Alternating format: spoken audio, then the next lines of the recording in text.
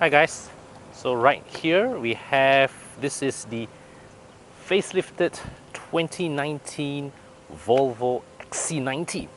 So at a first glance, nothing much seems to have changed, but then again, nothing much needs to be changed. The XC90 is already a pretty handsome car to start with. Not only that, it's an overall a well-engineered product, well thought out product, very little weaknesses to pick.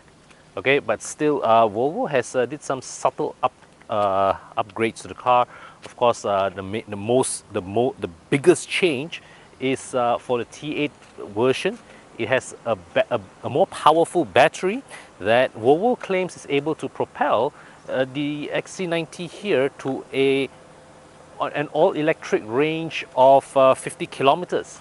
But I would add the warning that, you know, in our Malaysian climate, hot climate, where you always switch where you have put a high load on the air conditioning, you are realistically looking at maybe 35 or 30 kilometers of full charge. So anyways, let's look at the any aesthetic changes. From the outside, this looks almost indistinguishable from the XC90 that Bobby already has. Of course, the wheels are new, okay, and this is you see, the previous wheel design was a more flat, had a flat, flatter surface. This one, the center hub is more recessed inside. It gives the impression that this one has a bit more offset outwards, so it gives a more dynamic appearance, almost like that of a BMW M Sport rim. Okay, yeah, it makes the XC90 T8 here look subtly more sporty than the one before. Front bumper, they have made this lip here more pronounced, but the biggest change is really here. Okay, this grille, they've reshaped the grill lobes to have a more this concave pattern, and this Volvo logo here. Okay, so now this whole piece is solid with the front camera mounted here underneath.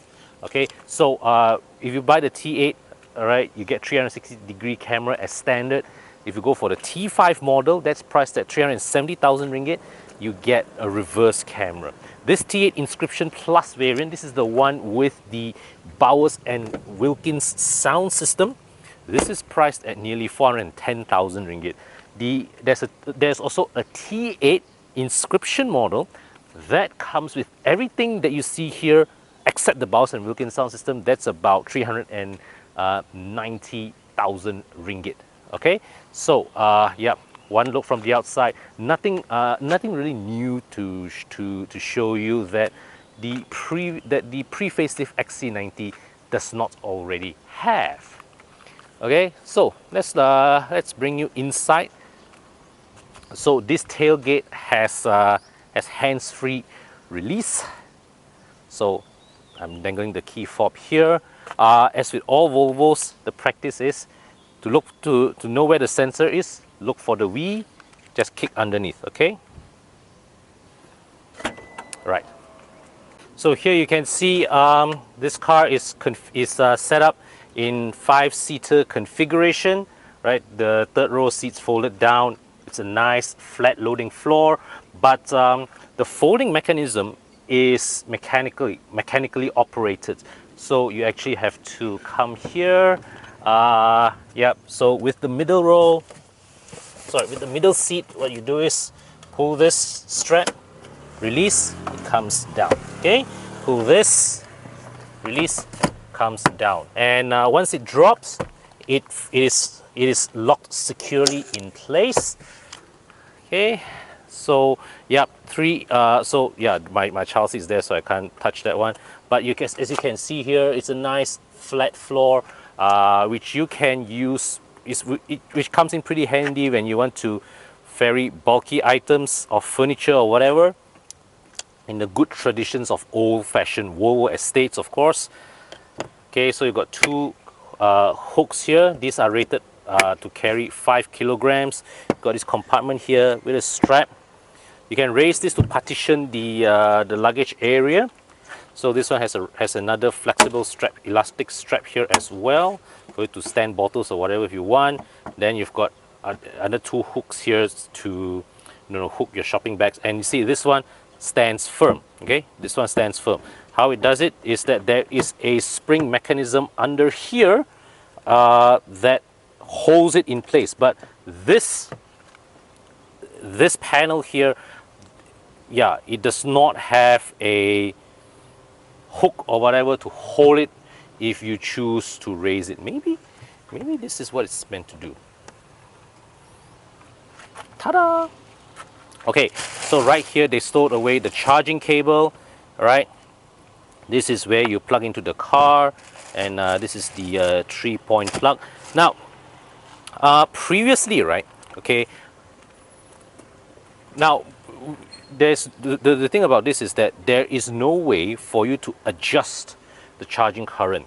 Now, with Mercedes or BMW plug-in hybrids, you can adjust the charging current through the infotainment system. You go to the iDrive or the command, then you access the menus inside there, and you can set the charging current. With Volvo, all right, the previous time I brought home a Volvo plug-in hybrid, the box, you can adjust the charging current through this box. But now with this one here, this new model here, there isn't even a button anywhere for you to adjust the charging current. So yeah, maybe that's something they may want to look into, or maybe they have developed the car's electronics to be so smart to detect what sort of current the house wiring is able to draw. Because you see, the thing is this: some of us who stay in older landed properties, if we want to charge our cars, we do not know if the old wiring of the house is able to take the high load of charging that these cars inevitably draw. So usually when I charge a PHEV at home, I would set it to charge with the lowest current to avoid overloading my fuse box. So come here. Okay, let me just raise this. So raising this is once again a two-step process. I'm surprised that there isn't an electric one-touch mechanism to ease the thing. Let me just stand you guys up. Ah, yes.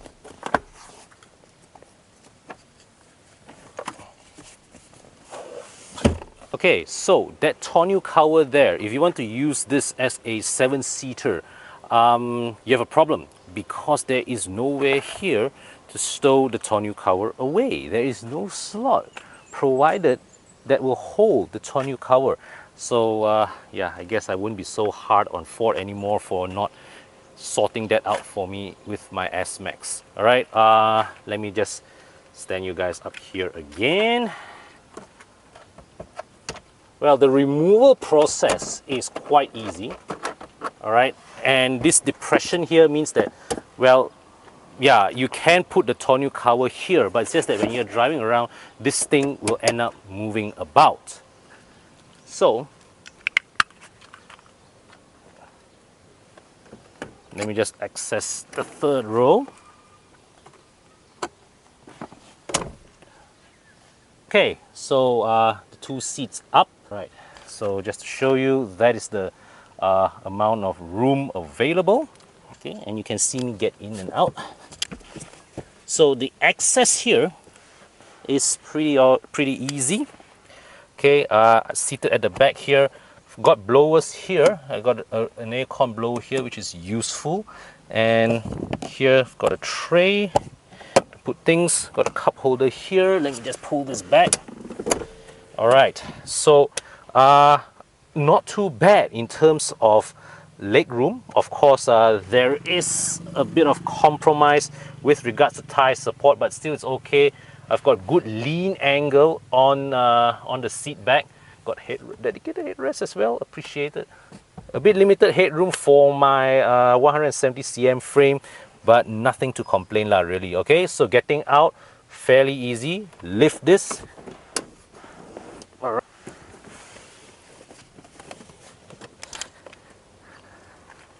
down I go. So I'm seated here in the middle row. Ah! Wow, quite chunky. So now if I use this as a 5-seater, well, great great leg room. Okay, of course thigh support isn't as good as you would get with the XC60. All right, because the XC60 is a dedicated 5-seater, so the designers naturally have the freedom to build in more cushion, more support, better support with the rear seats here. With this one, they have to accommodate the folding mechanism, space for the rear seats and all that. So it is a bit it would be a bit it inevitably feels a bit compromised. So let me just look at the back. All right, so right now with me seated fully at the back, okay, you still got decent leg room here for the front, for the third row passenger. Now let me just pull myself a bit forward, about 2 inches. So you see, it's good. It's fantastic accommodations at the back.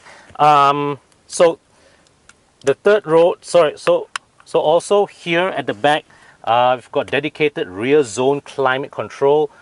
Okay, center console blowers here, B pillar blowers here, and Volvo has now, this used to be exclusive, that rear zone climate control as well as the C pillar blower here used to be exclusive for the T8.